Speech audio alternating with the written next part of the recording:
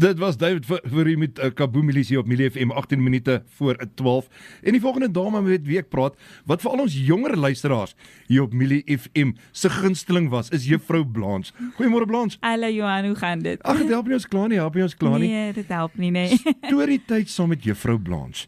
Die kinders gaan dit mis. Ag, ek hoop so. Dit was vir my baie lekker. Ek gaan dit ook mis. So ek hoop regtig die kindertjies gaan dit ook mis. Gelukkig is daar nou 'n volle 100 op YouTube wat hulle kan gaan luister.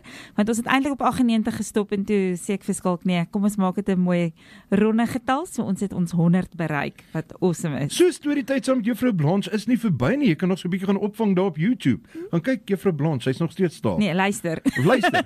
Ja. Jy kan tot Nee, luister op die TV, so dit hang af hoe jy daarna Ja, kyk. okay, luister. Kyk vir die prentjies. Blanche, wat het vir jou Milie FM spesiaal gemaak? Jong, dit was regtig 'n ongelooflike jaar en 'n half.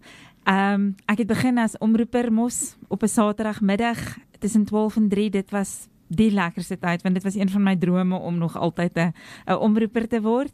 En toe die tyd en die dinge nie uitgewerk nie, so toe het storietyd gekom. En dit was nog 'n droom van my om YouTube stories of so te kan lees oor YouTube, en Milie FM het dit vir my waar gemaak. So Milie FM was 'n waarmaker van 2 van my drome, en dit sal ek vir altyd onthou. Dit was regtig awesome.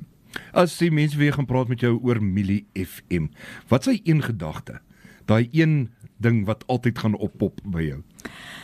Ek dink al die lekker mense wat ek hier ontmoet het, al was ek nie so nou betrokke by alles gewees nie.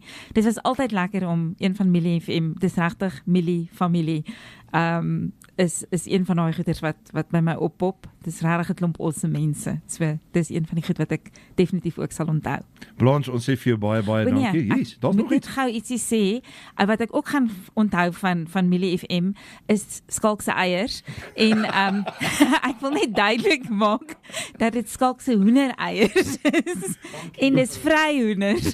So, Dis rondlopende hoenders. dis rondlopende vryhoenders. So ja, nee, ek dink almal kan hom maar nog steeds ondersteun, want hy's by die boeremark met sy hoendereiers. So net vir duidelikheid.